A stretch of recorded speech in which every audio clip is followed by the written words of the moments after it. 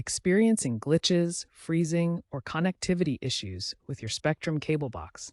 A factory reset can often resolve these problems by restoring the box to its original settings. This process erases personalized data like channel preferences and DVR recordings, but it does not affect your Spectrum service account. In this section, we'll cover the fundamental steps to initiate a reset using your Spectrum remote.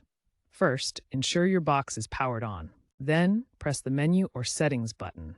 Navigate to Settings, then Parental Controls or System on newer models. Enter the default PIN 00 or your custom PIN. Finally, select Factory Reset or Restore to Default and confirm. The box will then reboot, taking approximately 5 to 10 minutes. A key reason to perform a reset is to clear software bugs and improve performance without needing a hardware replacement.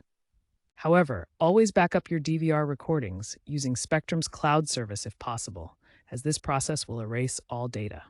While the menu navigation is the standard method, some Spectrum cable boxes support universal codes for quicker resets. For many Aris and Pace boxes, try pressing Menu, then entering 981 and selecting Factory Reset.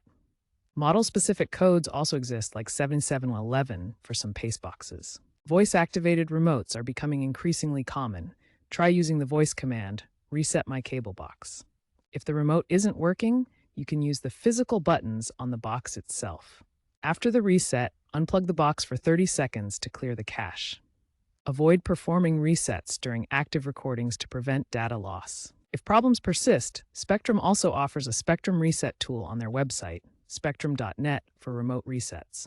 For further assistance, you can contact Spectrum support directly. As technology trends shift towards streaming, Spectrum is integrating these reset options with the Spectrum TV app for smartphone-based resets, reflecting a move towards hybrid cable and streaming solutions.